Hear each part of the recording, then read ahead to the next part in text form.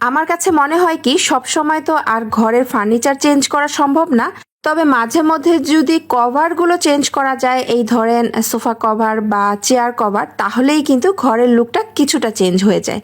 চোখে নতুন নতুন দেখা যায়, আর নতুন নতুন দেখতে কার না ভালো লাগে।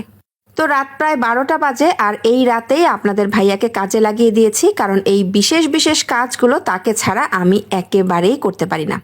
ওই যে ধরতে গেলে তাকে ছাড়া আমি পুরাই অচল। আসসালামু আলাইকুম। আজকে আমি আমার সোফাতে এবং চেয়ারগুলোতে নতুন সোফা কভার এবং চেয়ার কভার লাগাবো, আর সেই কাজে হেল্প করবে আপনাদের ভাইয়া, কারণ এটা তাকে ছাড়া আমি একেবারেই করতে পারি না। তো এখন রাত বাজে 12টার মতো। রাতের খাওয়া দাওয়া শেষ করে ঘুমোতে যাওয়ার আগে বললাম যে এই কাজগুলো আমাকে করে দাও, কারণ সে যেহেতু শুক্রবার ছাড়া কখনোই বাসায় থাকে না, তো আমি তো আর তাকে দিনে পাবো না। ভাবলাম যে রাতে তাহলে তুমি আমাকে এগুলো লাগিয়ে দাও, পরবর্তীতে না হয় আমি গুছিয়ে ফেলবো। তো এই তো সে হলো একটা সোফায় পুরো কভার পরিয়ে দিল, তারপর এই যে চিকন চিকন ফোম দেয়া থাকে যেগুলো দিয়ে এইভাবে চেপে দেওয়া লাগে। তো এই সোফা কভার পরানো কিন্তু খুব বেশি একটা কঠিন না, দেখলে মনে হয় যেন কত কঠিন। এটার পিছনে একটা স্টিকার থাকে, আর সেই স্টিকারটা পিছন দিকে রেখে যদি পরানো যায় তাহলে খুব ইজি পরিয়ে ফেলা যায়। এই যে আপনাদের ভাইয়া যে দেখাচ্ছে এই স্টিকারটা পিছনে দিয়েই কিন্তু খুব ইজিভাবে পরিয়ে ফেলা যায়। তো এটা তো আমিও জানি, কিন্তু তারপর ওই যে ঘোড়া দেখলে খোড়া হওয়া আর কি, সে যেহেতু সবসময় এই কাজগুলো করে দেয়, তাই আমি হাত পা গুটিয়ে বসেই থাকি। তো এই তো দেখতেই পাচ্ছেন কি সুন্দর করে একটা সোফায় কভার পরানো হয়ে গেছে, আর এখন বাকিগুলো তো পরানো হবে। আর এই তো এরপর হচ্ছে বাকিগুলো তো পরিয়ে দেওয়া হয়েছে। সব মিলিয়ে কিন্তু দেখতে সুন্দর লাগছে, কারণ একটু নতুন নতুন লাগছে। এতদিন একরকম ছিল, এখন আবার আরেক রকম হলো।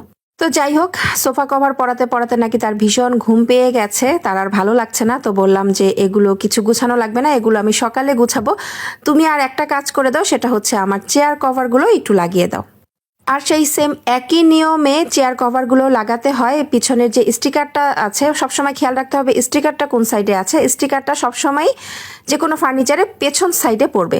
তো সেভাবেই হচ্ছে এখন চেয়ার কভারগুলো ইজিভাবে লাগিয়ে ফেলা হলো। চেয়ার কভার লাগানো হয়ে গেলে পিছনে এরকম ফিতা দেয়া আছে, ফিতাটা বেঁধে দিলেই হয়ে যায়। এরপর হলো সামনের অংশেও দুইটা ফিতা দেয়া থাকে, এই দুইটা চেয়ারের দুইটা পায়ের সাথে বেঁধে দিলে একদম আটসাট হয়ে কভার লেগে থাকে। তো এই তো আমার একটা চেয়ার কভার লাগানো কমপ্লিট। 2 মিনিটের বেশি সময় তো লাগেই না, এর চাইতে কম সময় লাগে। তো বললাম বাকিগুলো লাগিয়ে দাও। আর এখন তো রাত 12:15 বেজে গেছে, এই যে দেখতেই পাচ্ছেন। বললাম যে এগুলো লাগিয়ে দাও, সকালে আমি সব কিছু গুছিয়ে তারপর আপুদের সাথে শেয়ার করব। তো সকালবেলা উঠে আমার ড্রয়িং রুমে যেই ফ্লোরিং বেডটা আছে সে বেডের আমি বেডশিটটা চেঞ্জ করে ফেললাম, যেহেতু এই বেডশিটটা আমার মনে হচ্ছে নতুন সোফা কভারের সাথে অনেকটাই মানানসই।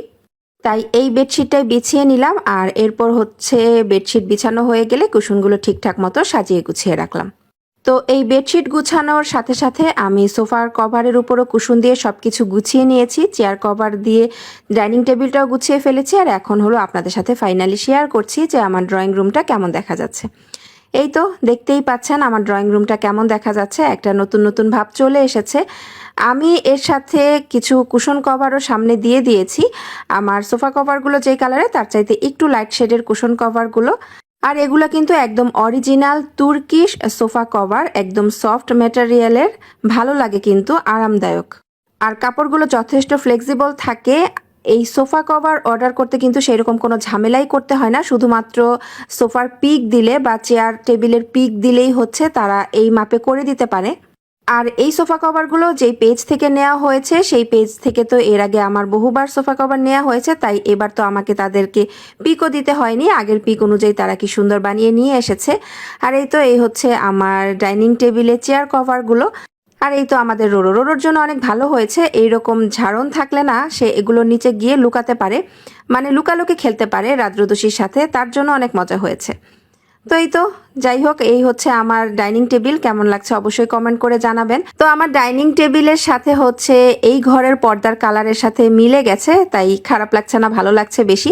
যাই হোক, যে পেজ থেকে এই সোফা কভার আর চেয়ার কভার নেওয়া হয়েছে সেই পেজের লিঙ্কটা আমি আমার আজকের ভিডিওর ক্যাপশনে দিয়ে দিব। আজকে তবে এ পর্যন্তই, ভালো থাকবেন সবাই, আল্লাহ হাফেজ।